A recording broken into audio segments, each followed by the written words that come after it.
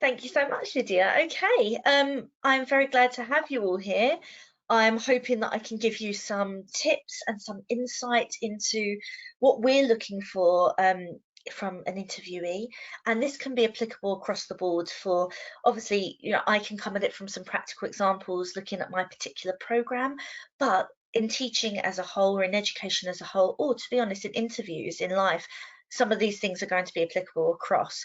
So hopefully it will give you something you can come away with, reinforcing some of your confidence, which is the aim. So I think a really good way to kind of kick off is to give you an introduction about, I guess, my background and who I am. So I am the academic program director for the BA primary course for teacher training at the University of Reading.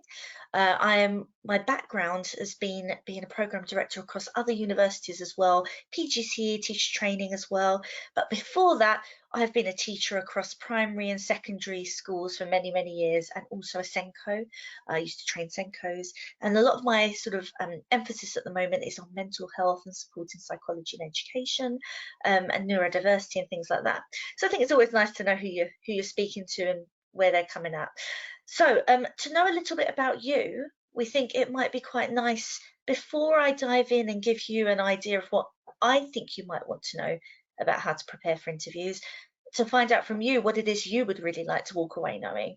So thinking about what is the one key thing that you would really love to come away from this session feeling more confident about? And if you could put that in the chat box, and perhaps Lydia, you could have a look through any of the responses and kind of share that with me, I can make sure to weave that in. If I haven't already covered it and kind of preempted what you might be thinking, I can start to weave that through what we're talking about today, so it's tailored for you. So I don't know if anything's coming through at the moment, Lydia. I'll give people a few I moments think, to yeah, think. just give Yeah. people, a couple of moments to think about what they want to get out of the session today. I'll let you know what comes through. So yeah, please don't be shy, guys. Anything that you've got that you would like to know. Oh, we've got some starting coming in. So what type of group work would we need to do, e.g. presentation or lesson plan? So that's Hmm. what somebody wants to know. Good question. Yeah, I can definitely cover that for you. Anything else coming in? What would make us stand out from the other applicants? Good question. And another one coming in, is it best to say what age group you want to work with if you already have an idea about that? Oh, okay. Actually, one of the questions that I do ask, I'll give you a bit of a hint, that I do say when we're talking about the program and about the year groups and the experiences you might have, is do we already kind of know where we sit? Do we feel drawn and resonate with the younger ones, or do we sort of feel in our hearts that the older ones, key stage 2, if it's primary or older, is where you want to be, and kind of throw it in the air and say, well, actually, you're going to be kind of put, if you get into education, get into teaching, you're going to be put into all sorts of year groups across your experience, and you most likely will change your mind. You might not, and what you do get is an experience across the range. So it's quite nice to kind of say, with a little bit of caveat in there, I feel drawn to teaching the younger ones, the older ones. However, I'm also quite interested in finding out what that experience might be like in another year group as well. So you're kind of leaving yourself that open-mindedness to others, to other age groups, while also pinpointing where you might be drawn to. So that's quite a nice way to kind of balance it, kind of sit on the fence a little bit, while also giving a little bit of you. So I can answer that one straight away on the go. Anything else coming in there, Lydia, before I keep going? We do have a couple more. They are more specific questions, so I don't know if you want me to give you them now or if we can see whether you cover them. Let's see, because I'm guessing that some of these are going to come up along the way, and if Yeah, not, we can look at them afterwards. That sounds really good. Okay, so that yeah. that really helps me. I feel like I'm speaking with you. I know when it's online, it can be hard to kind of have that interaction, but it's really nice. Thank you for engaging with it. So I feel like I'm talking directly to you. Okay, so I want to kick off by thinking about preparation. That's what this session is about, preparing for interviews. So when we think about that, the first thing that comes into your mind is, well, what do I need to prepare? What is it that we mean by preparation. So some of the things that I'm going to go through is looking about research of the particular place that you are looking to go, reading, and I will direct you to some ideas for what reading you might want to have in place, knowing what the actual role is. So if you are interviewing to be a teacher, what does that teaching role actually look like? Do you understand and have realistic expectations of the role and kind of get a feel for it? We're going to do some practice questions. So I will give you I will give you some hints of the kinds of questions, like I already have done so far, about what we might be looking for. And we're going to come up with some ideas ourselves about what we might be asked, and how you present yourself. So I think, who was it who said standing out from the other applicants, how you present your sense of self? We're going to talk about that. So that will be covered, and how authenticity is really key to that element. We really want to see you. So when you are standing in front of us, when you're standing or sitting, if you're standing and doing a presentation, or you're sitting down for the one-to-one interviews, are we speaking to your values and your belief systems to you as a person, rather than kind of the shiny sort of presentation that you want to put across? And it's somewhere between the two. It's that balanced professional, but also with a glimpse into who you are. And that is a really hard line to kind of and the nuance to practice with. But if you can nail that and get that right, that professional with authentic self in there, then you're going to really come across as an outstanding candidate. So before we actually go into this, shall we, Lydia, set the polls off? Yes, absolutely. So you're going to see a poll on your screen, which I'm launching now. So this is just about how confident you feel currently about a primary education interview. So we'll just wait for some responses to come in.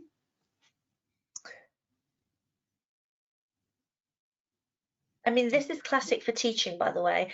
You always need to kind of know the prior learning. You need to know how confident your learners are feeling before you get going. And so then, like I just did with sort of asking you what you expect, figuring out what your confidence levels are like, so that when we reach the end, we want to know that there's been progress if it was learning. So there you go. You're getting a little bit of teacher training now in the practice. Fantastic. So got around 90% of people have voted, so we've got quite an even split actually between a little bit confident and quite confident. So 44% are a little bit confident, 44% are quite confident, and 13% are not confident at all. So a little bit of a range, but sort of around the middle. Okay, and it's not surprising, because I was thinking that the kinds of people that would actually sign up for a webinar like this are the kinds of people who are prepared, or at least have a growth mindset, that want to get better, want to learn how to do this to the best of their ability. So actually, it doesn't surprise me at all. And that the ones that don't feel confident, well, it makes sense why you would sign up. But it does actually say a lot about you, that you're already on the way to being the kind of person who is going to do well in interviews, because you're someone who goes out of your way to look at other resources that can support you to do the best job you can do. So that as an indication in itself. So if I know that you've signed up for a webinar like this before coming to interview, that tells me a lot about you already. So well done for getting this far, because that's actually a great thing to have. So I'm assuming the first thing that you would probably do if you're looking to interview somewhere is research that place. Who are they? What are they about? What are their values? And most importantly, how does it align with your values? What is distinct and different about that place? So I know with the interviewers, we have a whole range of people on our program, and myself do a lot of the interviews too.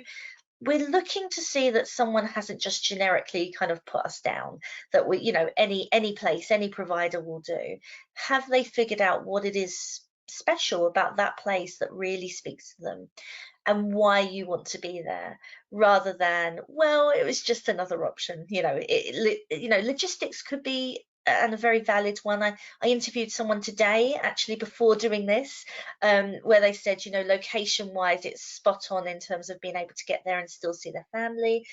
Things like that are absolutely fine, but they are authentic as well. And it might be that there's a particular aspect of the way the program is structured that really speaks to you. It might be, for example, for us at Reading, our program, the BA course, we have specialist routes as well as generalist routes, which you don't often get in other providers. So if you've done that research, you could perhaps, if that was important to you, note that down in your interview, the fact that there are specialisms, the fact that you get the breadth and the depth. So it's really trying to link together what you know about that place and what it fits like for you. I was thinking about interviews that I've done recently, and actually interviewing for my role for this job. It was only a year ago, but the first thing I did when I came in was, without sounding like a stalker, but I kind of said to one of the interviewers, you know, I have actually looked at some of the amazing work you've done with bringing mathematics with storytelling together, and I found that really interesting. And it just showed them that I'd really thought about and looked ahead and prepared and thought about the people that I was speaking with. So that's always a really good thing to do. I don't know if anyone has done any research into some of the staff perhaps at Reading University or on our program. Did anyone look me up on Google before? You know, if you have done that, that's a good idea to do that actually. Just get a sense of the people that you're going to be meeting and the kinds of characters you're going to come across. The other thing that I did is look at the priorities of that provider. So for us at Reading, there's a lot of really rich ethos around environmental sustainability, community and inclusion. And that really spoke to me in terms of me living in the local community. And as I said to you before about the things that I'm interested in terms of my professional background, talking about, you know, caring about inclusivity and neurodiversity. So I brought that up straight away into my interview. So it's just those little hints of yourself that align with the place that you're looking at. And there we go, I spoke ahead of my bullet point, and how they fit with your values and beliefs. And when you do have those interviews in a group sense and in the individual interviews, you're kind of speaking to that all the way through.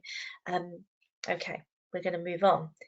So it won't be a surprise to you that reading is going to help you get this research done, but reading much wider as well. So if you're looking at what do teachers read, who's talking about teachers, what's the current view like in the media and in the general public towards teaching and teachers and education, and getting a kind of temperature check on what's happening currently. So you can do a Google search, even better Google Scholar, and have a look at some sort of academic journal articles that are accessible to you.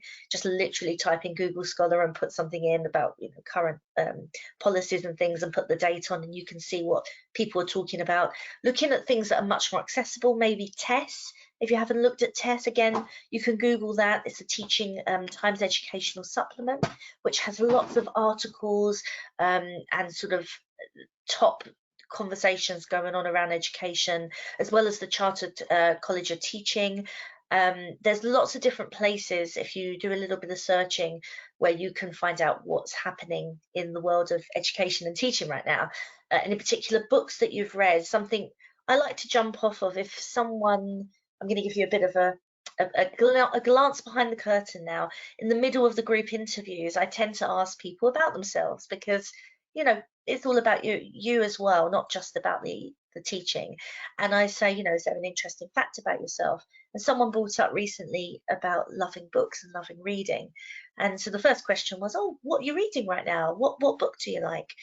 So when you say something, I mean, it's just out of general interest. You know, we're all trying to get to know you, but have some ideas of things that you've read that you can draw from, or a quote that you could use, or something like that. Really gives depth to your answers. What I will refer you to is this little box in the bottom where it says Core Content Framework. So CCF, the Core Content Framework, the teaching standards, the national curriculum, these are all very highly regarded statutory documents that teachers will be looking at, and we would suggest that you would have an understanding of before you come in. Now, obviously not into the depth that you would need to be an expert on them, otherwise you wouldn't need the course. You wouldn't need to do that. You're not expected to know it inside out, but it would be very useful to have an understanding of what these things are before you come in. So the CCF, for example, knowing that it's called CCF rather than Core Content Framework, There's a lot of jargon in education and teaching, so it's kind of knowing some of the jargon is useful too. That is the entitlement for all students. That doesn't matter what university, what provider, anyone getting into education will do. Every single student needs to be entitled to the content in that framework. And that feeds into curriculum and which any program will be designed by. So really useful to browse that, as well as teaching standards. So if you're interested in getting that qualified teacher status at the end of the program, then by the end you will be looked at against what these teaching standards are. And there are 8+ at part 2 teaching standards to get your head into. So you've got rapport with students, you've got engaging them in their own learning, you've got subject knowledge, planning, differentiating and including through adaptive teaching, you've got assessment, you've got behaviour, positive behaviour, and the wider teaching practice of working with support staff. You can tell I've been doing this a while. I can do it off the top of my head, and we're not expecting you to be able to do that. But if you've got that idea first, that would really give you an advantage. And the national curriculum, well, primary, as you know, has plenty of subjects. So understanding what that might look like across year groups that you might be interested in would be really helpful for the group activities in particular, because you may be drawing on some of that to inform some of these ideas for planning. Okay, so those are some ideas of what you might want to read. And there is no limit and there's no right or wrong. It's just feeling confident walking in that you have some understanding behind you. So we're going to now think about the role of the teacher, because I've just given you quite a few things that a teacher needs to do. It's spinning plenty of plates while juggling balls, while working with children. You have to be quite good at organisation and multitasking.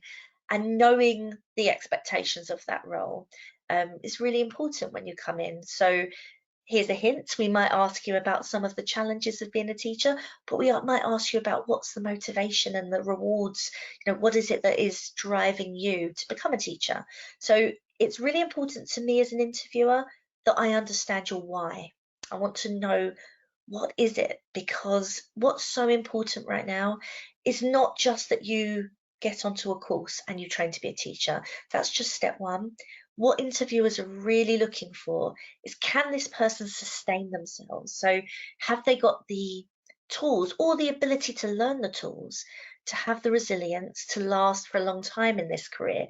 Because we want teachers that really want to be there, because you have to want to be there to sustain some of the challenges. I mean, it is one of the most wonderful things. This is why I do it now. I mean, I might be in teacher training, but I'm still lecturing and I still feel like a teacher day to day. It's just older students, and I go into schools and I act as a tutor. So it never really stops. You use all those skills, whatever you decide to do with them. But knowing that and knowing what that role entails is really, really helpful. So practice questions. What kinds of questions? Let's put some questions in the chat now. Let's have a bit of an engagement going on. What are the kinds of questions you would expect to be asked? Let's come up with some. Imagine you're in the mind of me as the interviewer. What do you think I'm going to ask you? Let's get them down in the chat and then we can share them, and I might give you some more hints about what kind of questions might come up. So I'll give you a moment to have a think. And while you're doing that, I can give you a little bit of a hint as to how I devise the questions for the program. So we're thinking about learnability. So a candidate who comes in who doesn't know all the answers to everything, because why would you at that point? But it's the desire to learn. And so I'm going to be thinking about, how do we see the potential of this person? So it's the kinds of questions that might give insight into, can they learn? Do they want to?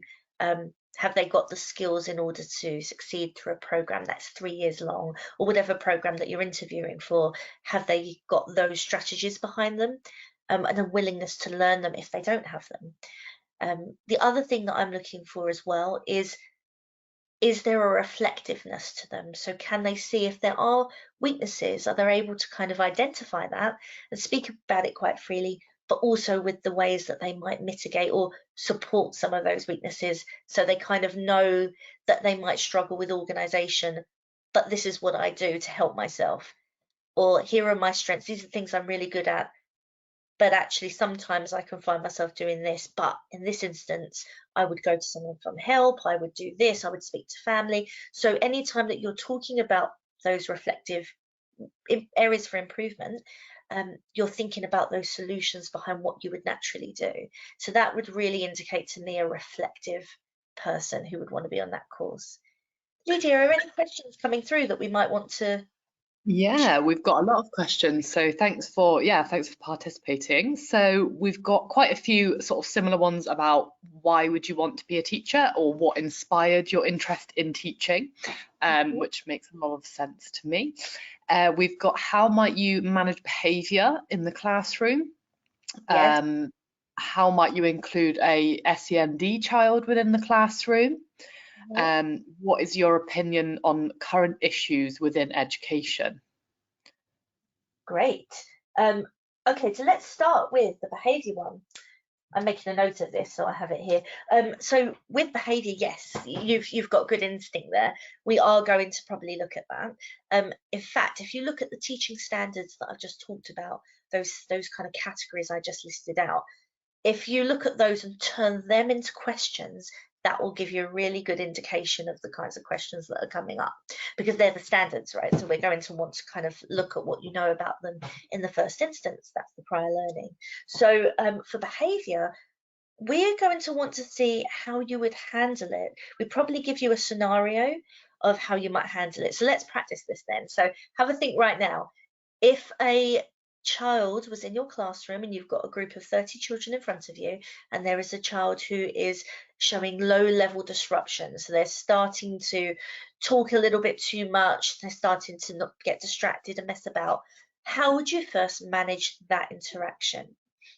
And I'd listen to the candidate and say, okay, so now what happens if that starts to escalate and it starts to be they're challenging your authority and they're starting to actually make a huge disruption and the learning's having to cease and you're going to have to directly address this. How would you manage that? And have a think about that. And then I'd go further and perhaps say, well, okay, so what could you have done right at the beginning of that lesson before this even happened to plan so behavior was more positive? How could you have kind of got ahead of it? And what could you have done when you were planning originally? So you can see the kinds of steps that we might think about to break down how you would manage behavior. If you take that example across some of the other areas like supporting with SEND and things like that, how might we ask you a little bit deeper, a little bit more probing questions about how you might put that into practice? So you are welcome to put into the chat if anyone has some really good ideas about how they might manage behavior, because actually I'm sure that's really useful for everyone because that question might come up. What might you do? What might you do? Feel free to put that in the chat. Um, so as you're putting in there what you think you might do, I'll give you a little bit of a taste of some of the things that I would love to hear from people that are interviewing. So I would love to hear stuff like um, I would keep going in the lesson. I might give them a look. I might walk a bit closer to them without making a scene, not be too dramatic. I might do a quick prompt or just a name, but not sort of escalate it up or keep it very calm. And then as things start to develop, I might stop and stare. I don't know if any of you have ever practiced the teacher stare. You might have noticed it, but do practice it. Don't do that to your interviewer. But you might want to say, there are ways that you can do things without actually speaking. You can use body language and you can use a teacher stare before you get to having to have those more serious conversations. And what I would love to see from people interviewing is their ability to look beyond the obvious thing of sanctions. We want to come away from that perhaps and think about how would you engage that student in positive behaviour, and how might you? I'd like to hear whether or not someone is thinking about sending a child out or not, because the way they would talk about that would tell me a lot about their understanding of inclusion and about their view with regards to rewards and sanctions, and whether they have a therapeutic approach or whether they are someone who is much more authoritative in nature. And there isn't necessarily a right or wrong, but it does give an insight into the way that someone would answer that question. So I really am giving you a glance behind the curtain of the thought processes of an interviewer when you're answering these questions. Um, is there anything there, Lydia, that people have put down that might be useful to share? We haven't got any additional responses Fine. to that, but that was really useful, Laura. I imagine that our participants are sort of just processing what you said and probably busy making lots of notes about how to approach that question if they get it. That is fine. I mean, that is a really challenging one in itself, but it is good to bring up the fact that behaviour probably is something that gets dissected. It's quite controversial anyway across different approaches in education. Hint, hint, you might want to look at something called restorative therapeutic behaviour and retributive behaviour. And if you were on our programme, I would do a whole lecture on that. You don't need to know that now, but feel free to do some reading. And that's, again, if you want to have a look at the current conversations around that, you only have to go on Twitter and see people like our behaviour guru, Tom Bennett, and his thoughts on it, as compared to some of the therapeutic approaches that might be slightly different. And so it's about having a balanced approach on our programme. And I know that a lot of interviewers across any programme that are looking at teacher training will also look for that criticality, that it's not just a cut and dry, you must do this. So that's where you bring yourself into it, because you'll have your own style of working through that. And I just want to address, before we move on to the question on SEND, how would you support adaptive teaching? I'm using that language really carefully because let's say you had done some research into the CCF, you would notice that the language is changing when it comes to supporting SEND. The kinds of language you want to bring up in your interview are things like inclusion and adaptive and scaffolding. And the older language is differentiation, although it is used widely. You can still talk about differentiation as in the more traditional things of setting tasks for different levels of pupils. But actually more effective inclusion and support for SEND is looking at adaptive scaffolding. So if you wanted to go away and do any reading on Vygotsky, Piaget, some of the learning theorists out there, that will give you a really good basis behind what you might talk about. SEND, as in special educational needs and disabilities, if you wanted to do a quick browse of the SEND code of practice, which is what SENCOs look at, that again will give you a bit of an insight into inclusion and what that might look like, so you can bring that into your questions. Okay, and issues in education, yeah, so that's a good question. So we will probably ask you something like, have you noticed the current things that have been talking about in the media at the moment, and what are your thoughts on it? And we bring it in particularly to attributes of our students. So what makes a high quality teacher? Really thinking about, what do the best teachers look like? So if you cast your mind back to primary teaching when you went and you were a child yourself, what was it about those teachers that stood out to you? Really try and draw on that. That's really useful too. So I'm hoping that's given you some ideas, and I've sent you off thinking, oh, I'll read that, because all of this will stem and get your mind working and spark off, so that when you're there in front of an interviewer, you can draw on all these different elements. But don't get over consumed with them, because again, you don't need to know every single thing. That is what the program would be for, but it's just tiny little nuggets of interest that show us that you've just gone and had a look that extra mile. Okay, so self-presentation. How are you going to dress? Does it even matter? Thoughts in the chat? Yes, no, does it matter? What do we think? I will tell you that in the last, how many weeks have I done this? There's been about 7 weeks now in a row. I've had numbers and numbers of interviewees coming through, and there's been a few who perhaps aren't as smartly dressed as you'd expect. And it does make you think, when someone wakes up in the morning and they're getting ready for their interview, how do they decide how to present themselves? And it isn't about taking away individual style, because I quite like it, when people are themselves and they can be a bit quirky, and there's nothing wrong with that at all. But it's that professional demeanor, it's that acknowledgement that you're coming to an interview and therefore want to put your best self forward. Well, it's that mix I said between authenticity and professionalism. And so it does matter very much how you present physically, sort of in terms of smartness, because it's a sign of respect, I guess, for the process, and shows that you can be that professional. And especially as a teacher, if you're working with the children, they do look at you as a role model, and you have to distinguish a little bit as someone who is in authority. And then when you're in the classroom as a teacher, of course, you would be, especially for primary and the little ones, you might want to wear flexible stuff so you can kneel down on the floor and get messy, and that's absolutely fine. But for an interview, we want to kind of present ourselves really nicely. So have a think about what you would wear. So actually, in your mind right now, think about your wardrobe. What are you going to put on yourself if you had an interview tomorrow? What kind of clothes do you have ready to wear, and how would you present yourself? And then just come like that, because that's what we're looking for. As a, it's not an ultimate cross next to your name, but it's something again to throw into the mix when we're kind of assessing professionality, for coming on the program. So that goes with the authenticity, being your true self. So I said about this balance. So you would be presenting yourself as a professional. And this is really tricky when you're signing up for a course.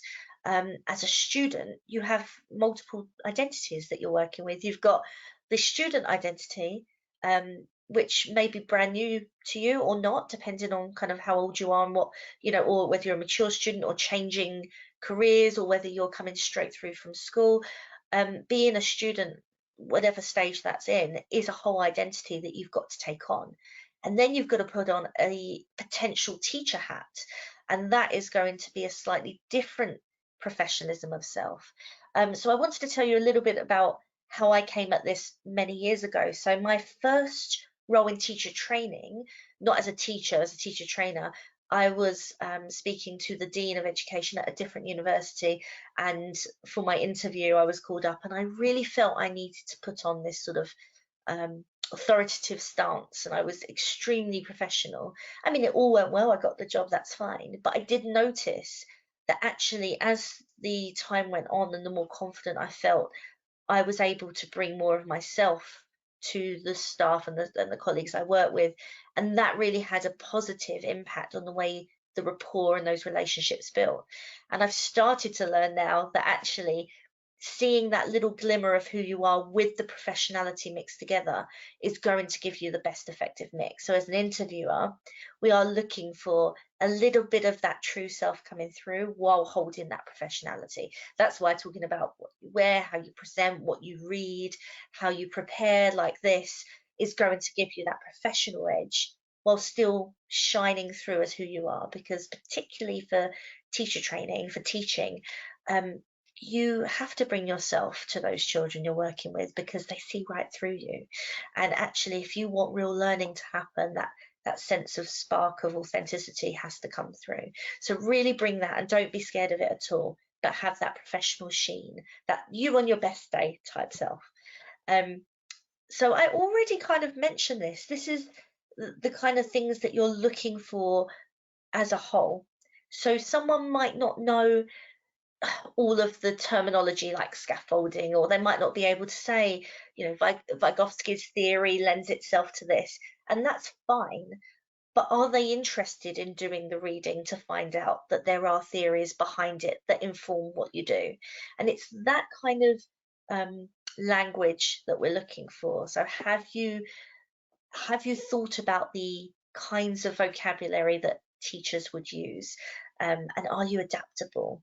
So flexibility is really key. If we come across someone who's quite rigid, who thinks there's only one way to do something and hasn't got that kind of growth mindset, that might throw up warning signs to go, okay, maybe they're not eager to learn or move beyond sort of that fixed way of thinking. So someone who is very growth mindset, very open and interested in learning, and you can see that in people's mannerisms, you can see it in the way they respond. That's going to really open our mind as an interviewer and go, okay, this is someone who really wants to learn more. Because that's what you're looking for from students. If you imagine you're in a classroom and you've got children in front of you you're trying to teach, you want the ones that are looking at you eager-eyed, ready to learn the stuff you've got to give them. It's exactly the same. We're just playing the role the other way around. You become that you become the student. And being very reflective. So I mentioned earlier about sort of outlining things that might be a challenge for you on the program personally, things that are your particular strengths and really highlight them. Can you reflect upon them? And can you give examples? So it's really, really good when someone can give a tiny anecdote, a little bit as I just did for you a moment ago, where I said, I remember back to when and I gave you an example. Now, because I'm doing a webinar, I'm talking for a long time, but I would say to you, trying to find this balance between concise and succinct. So it's brief enough that it's not going on and on and on. And that's hard to learn because when you're nervous, we do tend to waffle. How far is enough?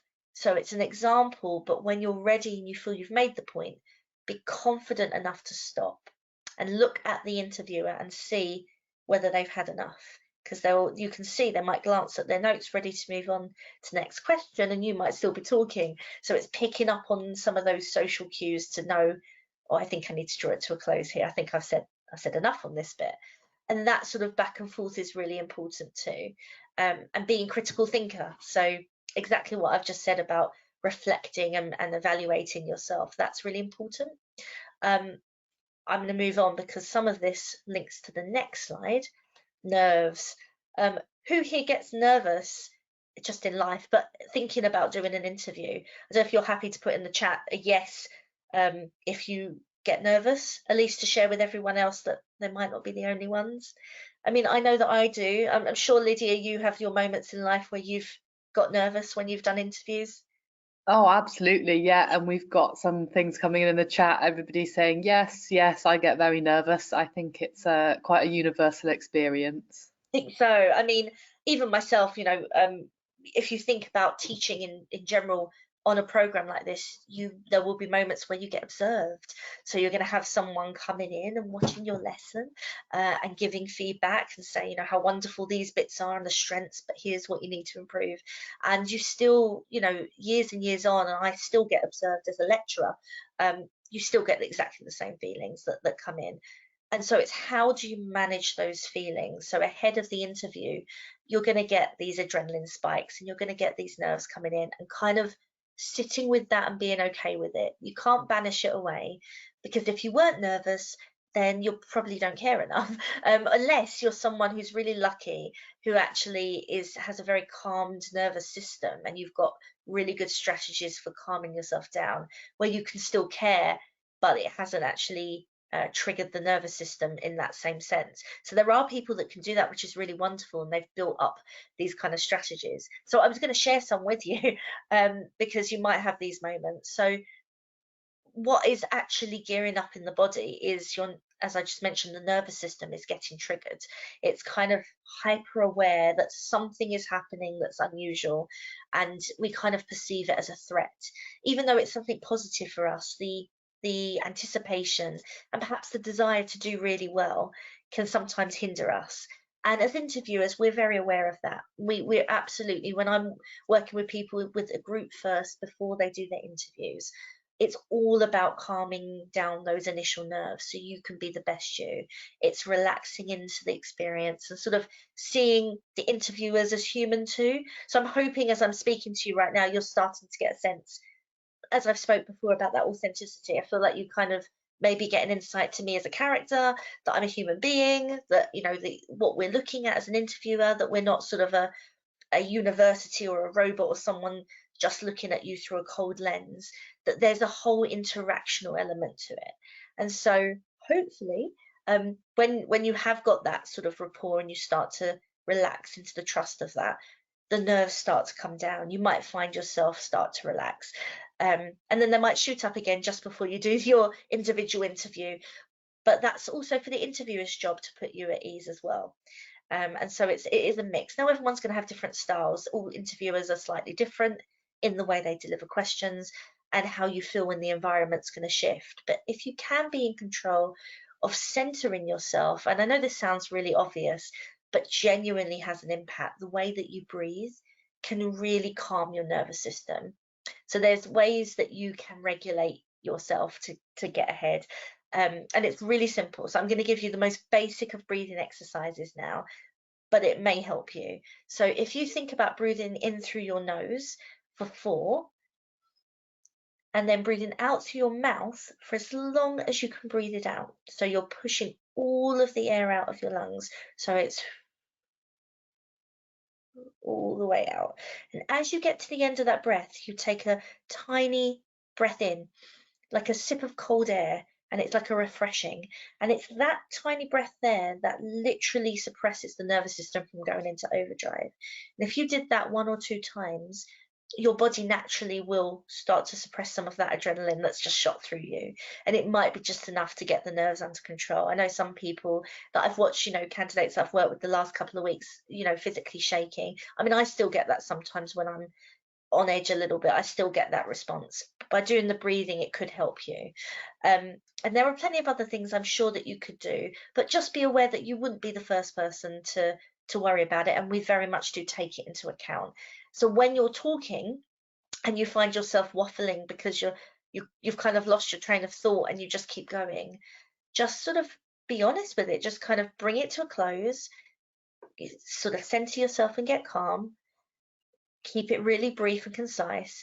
Ask again for clarification. If someone asks you a question and you were lost because you're in your own head thinking, oh, I don't know, just say, would you mind repeating that again for me? And actually show that you're thinking it through. I don't mind waiting as an interviewer for someone to give something some thought. So don't rush to answer because you feel like you need to. Take your time with it and slow things down. I hope that's helpful if some of you are having those moments of nerves, but we are there with you. We understand. So here are some tips that have been written for anyone interviewing for us, ways that you might want to prepare yourself. So before you even apply, thinking about getting some experience in schools. If you have already done that, great. Now, you don't have to actually for many programs, but it's good to have it. I think it's for solidifying for yourself that you are doing what it is that you want to do, and giving you some examples to draw from, so you have a tiny bit of a well of anecdotes to pull from when you're talking about these things. Do your research. Look, this is some of the things I've already talked about. Do your research on the place, why you want to teach, what the role of the teacher involves.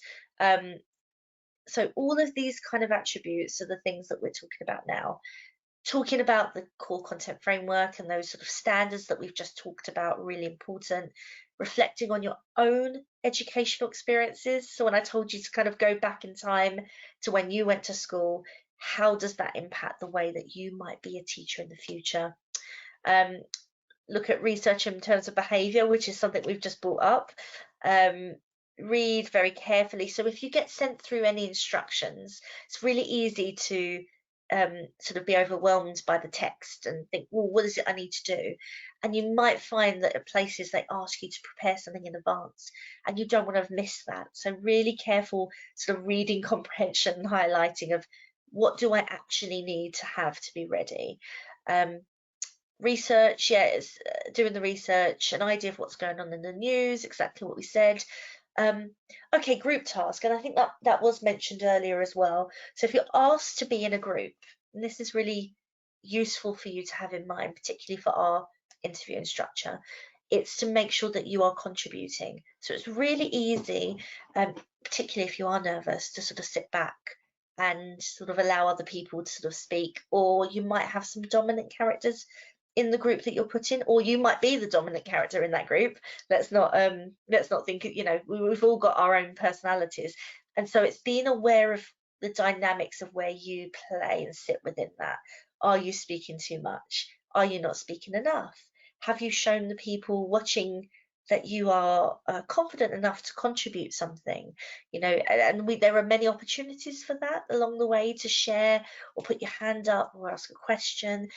And we're looking for the people who are eager to contribute but don't dominate. And it's really hard to get that line, because you don't want to come across as arrogant and know it all, but you also want to show that you've done your research and you know your stuff. So it's about, again, that balancing act of contributing enough and knowing when to kind of allow someone else to speak. It's about the partnership work, because as a teacher, you are going to be working with colleagues, and so that collegiate atmosphere is really important too. be friendly. I mean, it, your natural character is going to come through, but I'm assuming if you're looking at this kind of career that you're going to have a kind of demeanor that would be appropriate for the classroom. And so just show us that. And there are opportunities to actually act out what you might be like as a teacher. So we have opportunities for reading a part of a story, for example. And I like to say, let's all pretend we're in the classroom here and read it to me like you would as a teacher. So what's your teaching voice like? Have a think about that. Examples, we've already said that. Smart clothing, we've said that as well. I think what's important is you have a question at the end. So at the end of an interview, I always ask, does anyone have any questions? That's really important that you have a question at that point, whatever it is. Doesn't matter what the question is, but have a question. And it might be really hard because the person may have answered everything that you wanted, but have something there to show that you are interested and you want to know a little bit more. And have that question ready before you get there. And if it gets used up, come up with one all the way along the way. So you have that final sentence, you have that final question to tie everything off in a nice bow. Here are some links you might want to look at. I mentioned the teaching standards. There's the link for it. The initial core content framework, there's the link for it. But again, all these things can be found on the internet. If you put it into Google, you'll be able to find all these kinds of things. What else? So subject knowledge is really important too. So as I said, there's quite a few subjects in primary curriculum. How confident do you feel about the subject knowledge of all of those areas? And it's not that you're coming to an interview being super confident about every single one of them, but are you aware which ones that you need to do a little bit of work on? Are you aware which ones you feel strong at? And being able to articulate that.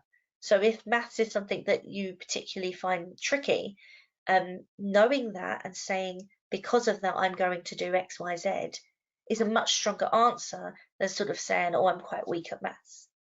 But saying it and then saying, I'm now going to do X, Y, Z shows that, again, that learnability, eagerness to fill any gaps that you might have. Communicating, so how you talk in the interview, are you able to communicate in a nice, clear, articulate way? And can you engage people when you're speaking? It's those kind of things that we're looking at as we go through. Organisation, I mean, I mentioned before, being a teacher is spinning a lot of plates. And so it is a really good skill. And the kinds of things I've just talked about today to prepare. If you're someone who's going to straight away make notes, go and do that, check this, you probably are quite organised. And if it's still something you're working on, have a think about how you might, what kind of strategies you might put in place to help you with it, because you will need it for these kind of programs.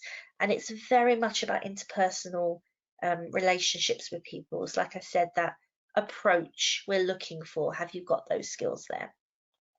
So we are now going to think about what it's like to be an interviewer. So I hope you've got a bit of insight into what's going on in my head as an interviewer, but really put yourself in that person's shoes, because they're just another human being and they're just trying to get information from you to see if you're the best fit.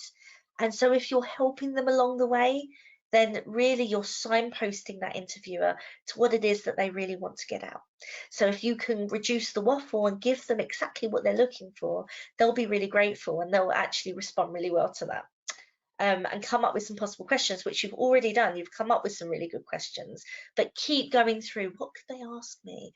What else could they possibly ask? And practice with your friends, with your parents, with your, with your pets, whoever it was. They don't need to answer back, but practice what those questions might be and how you might answer them before you get there. So it doesn't feel like a shock when you're asked something. You've kind of given it some thoughts. I mean, some interviewers will throw a curveball in and be responsive, but if you're prepared, you could probably just sort of shine your way through that anyway, if it is interesting. Okay, now this is the time that you now get to ask questions of me. If I haven't already answered them, I'm just checking to see what you asked me at the beginning, to see if I covered all the things you've said. If there's anything else that you wanted to ask me, now is the time to do it. So I'm going to allow you a few moments to put in the chat anything specific for you that hasn't been covered, and I'm more than happy to answer your questions. while I That's looked. great. Thank you, Laura. There are a couple that came in at the start that are very specifics, so I thought I would save those to the end. So are the Brilliant. interviews going to be in person or online? Okay, so they for us it's in person, and there is an option for online, but that's usually for international.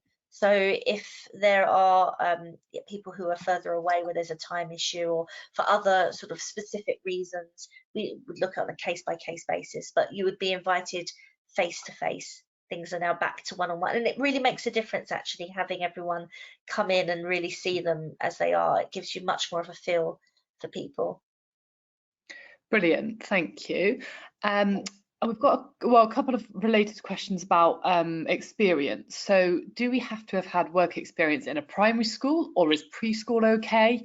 If you don't have school experience, is there anything else you can talk about instead? Great. Okay, so it doesn't have to be a primary school. If you've done preschool, that's great.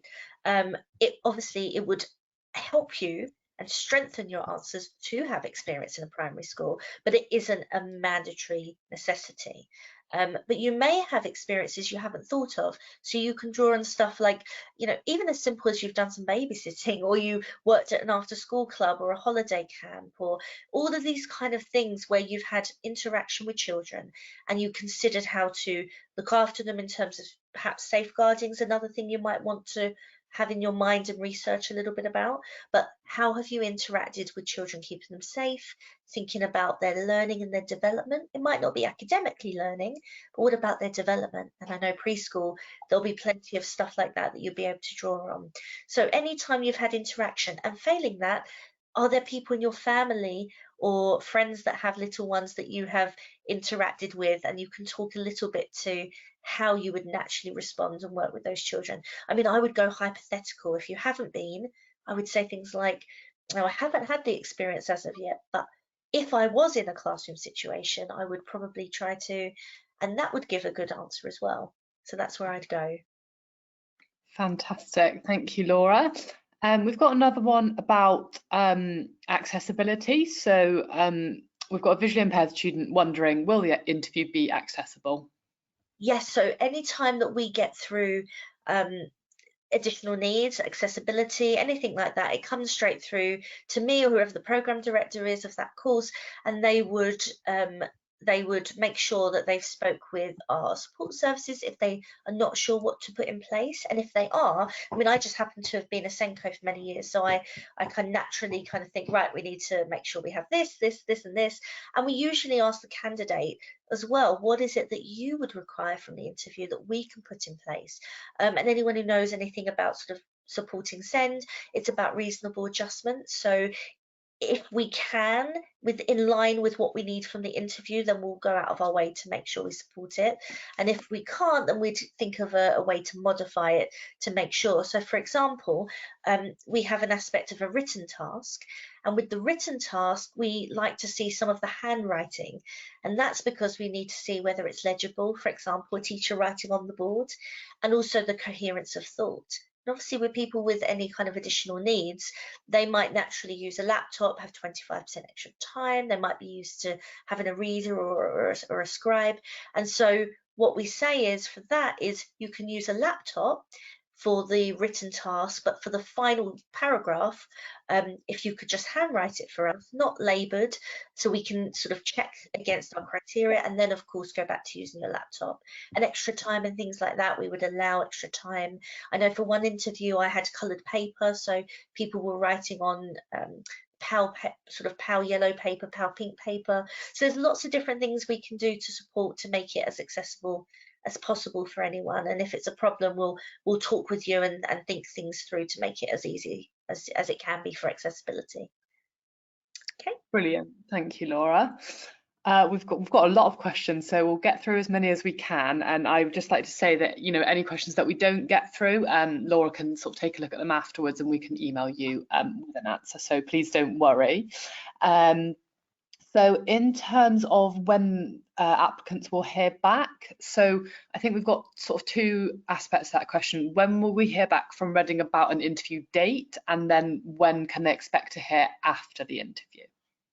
Okay, so when it comes to dates, it all goes through admission support, and we have a number of slots that we offer per date, and we work through it on a basis of interviews available, and so it all goes into this great big sort of formula sort of spreadsheet, and then the admission support will then contact you and give you that particular date. So it's really, really difficult to pinpoint at what point you will hear, depending on what point in the cycle of the year. So it will vary, but it won't be. It's not a lengthy process because our aim is to get you booked in as soon as possible. So when someone applies, we would want you to be in as quickly as possible. So we look to do it quickly, but I can't give a specific time. However, in terms of responses, I know that I've just interviewed on Wednesday, so I'm doing all the decisions and putting that on the system today and tomorrow.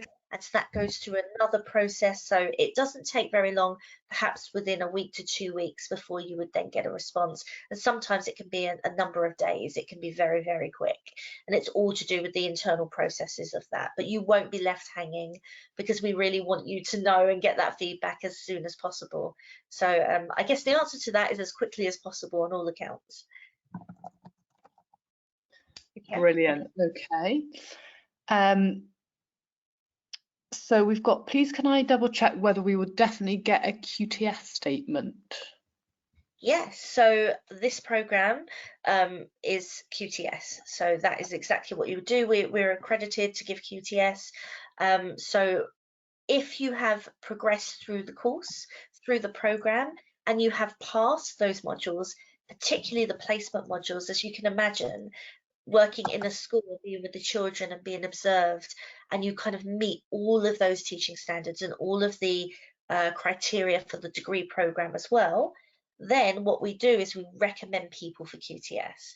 So we don't officially give the QTS, but if you've got to that point and you've met every single thing along the way, you'd certainly know if you hadn't, because you would have had support along the way. You should be on trajectory. That's the language we use for being recommended for QTS, and then people will come out of it with that.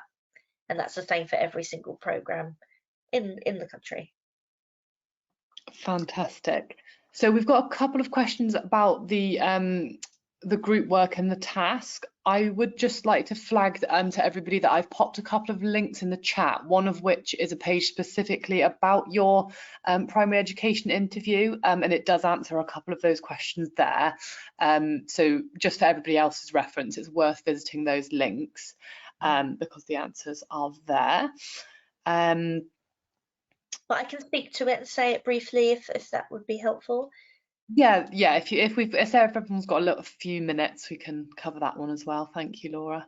No problem. So with the group interview, it's about looking at a children's book, and you're working as a team that you'll be put in a group that you'll be put with depending on who's on what table. It's very random, and you would choose a book.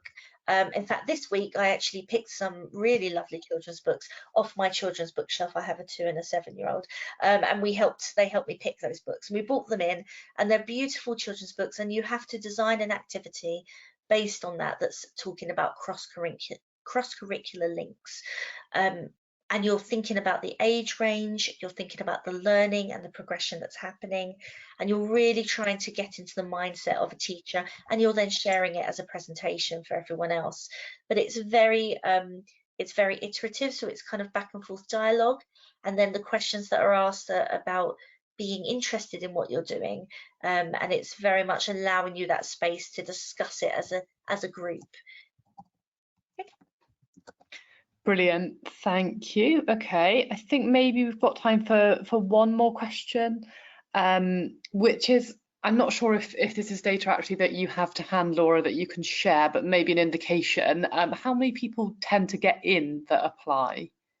So that's a good question. Okay, so it changes year on year by percentages, but it's roughly around 70 for the program. And we often get a lot more applying than we have actually on the course, because by the time we have to sort of look at our capacity, we have to look at the lecture rooms, we need to look at the placement capacity and things like that. So usually it's around 70, but that does fluctuate from year on year. Brilliant. Thank you so much, Laura. I think that might be all the questions we've got time for today. And I think we have got through most of them because we had a couple of the similar types of questions.